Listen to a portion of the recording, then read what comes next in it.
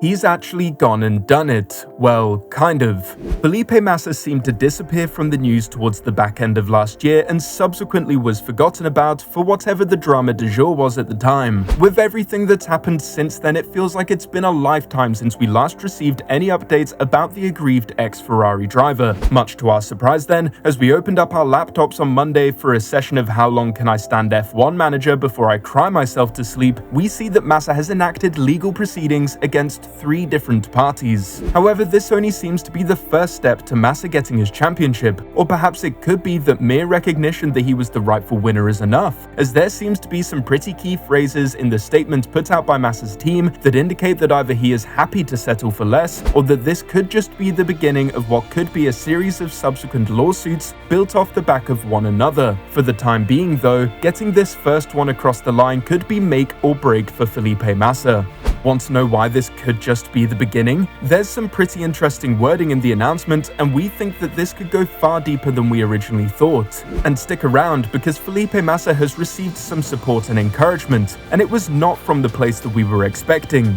Felipe Massa has now filed a lawsuit in the UK High Court relating to what he believes is his missing 2008 title. Before we get into the legal proceedings, let's just have a quick recap for those that aren't up to speed. In 2008, Felipe Massa lost out by a single point to Lewis Hamilton as he claimed his first title at Massa's home race in Brazil. In any other season, the "is that Glock" moment would probably be the most memorable moment of the season, as the team in the Ferrari garage went from rapturous celebration to an absolute pit of despair. However, the season went down in history for far more controversial reasons, as 3 rounds earlier in Singapore, one of the most scandalous cheating and race-fixing actions by anyone in the sport's history took place. Crashgate allowed Fernando Alonso to capitalize on other cars having to take the opportunity to refuel after his teammate, Nelson Piquet, no not that one, was instructed to crash at turn 17. This compromised many drivers' race, but none more so than Felipe Massa, who finished down in P13, and most importantly, his title rival Lewis Hamilton went on to finish P3, adding 6 points to his championship tally, which would become more than the difference between Massa winning the championship at his home race in Brazil or not.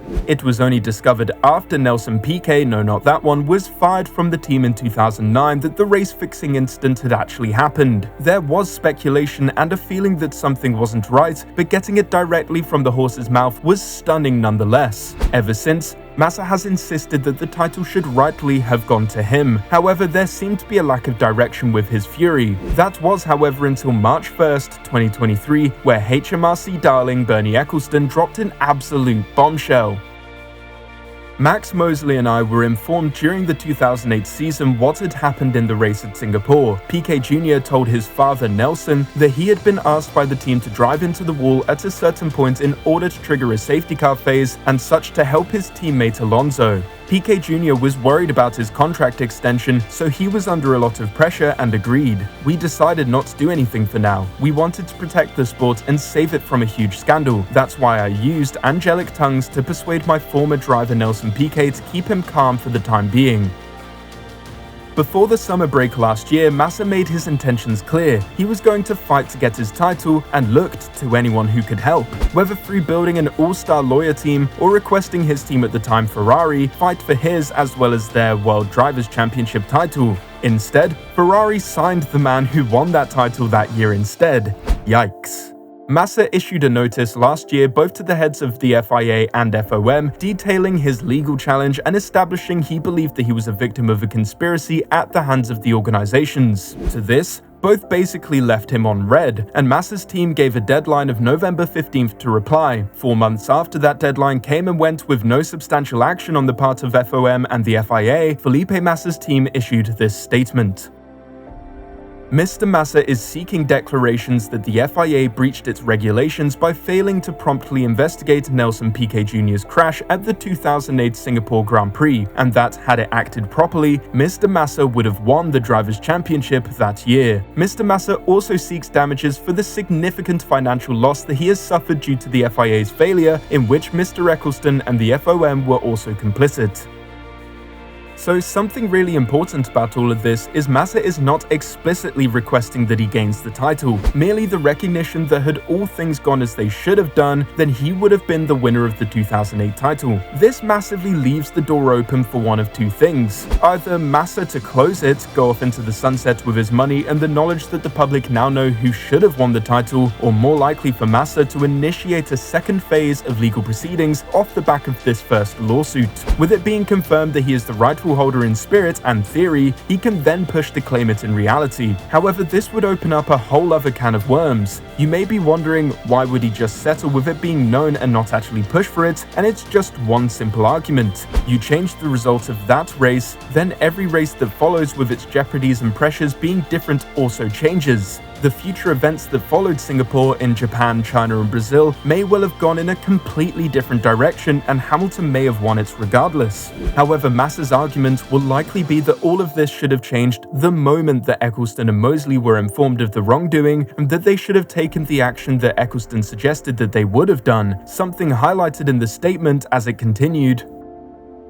As Mr. Eccleston has admitted, there was enough information in time to investigate the matter in 2008 and cancel the race in Singapore. Mr. Eccleston further affirmed that, had the results of the 2008 Grand Prix been cancelled, Felipe Massa would have become the world champion, and that Mr. Massa was cheated out of the title he deserved. Attempts to find an amicable resolution have been unsuccessful, leaving Mr. Massa with no choice but to initiate legal proceedings. Recent events naturally demonstrate that issues of transparency and integrity within Formula One remain relevant, and it is clear that serious work is needed to restore its credibility and long-term future. Although the FIA investigation in 2009 concluded that it had never before considered charges as serious, even after the revelations brought forward last year, the results of the 2008 Singapore Grand Prix still stand and remain officially sanctioned by the FIA.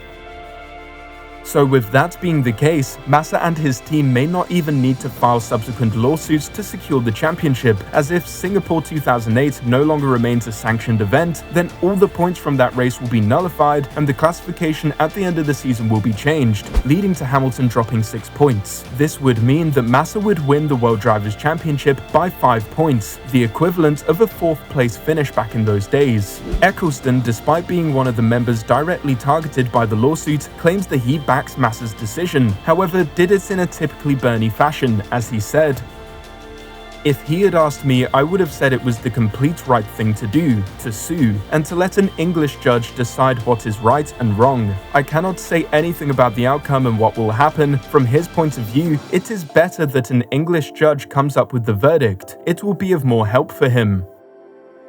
Meanwhile, both the FOM and FIA at the time of writing have declined to comment on the situation. However, they can't simply ignore it and hope it goes away anymore. Given that their apathy likely came from "it wasn't us, it was a different time," is not something that will hold up in court, as the other two parties could have decided at any time to take Massa's complaints seriously and dealt with them either way. Due to their inaction, it's now been escalated to what could be a very public embarrassment for all three defending parties, and certainly in the case of the FIA, not even their first embarrassment this week. Given that they are under heightened scrutiny following the head of the FIA and walking punchline Mohammed Ben Sulayem is currently being accused of attempting to intervene with a race result himself, ironically, as well as attempting to get the poster child of Liberty Media and F1, the Las Vegas Grand Prix, cancelled. Whether or not he is still at the helm by the time he actually gets to court is a matter for another video, but for the time being, you're as up to date as we are on this situation. Thank you for watching.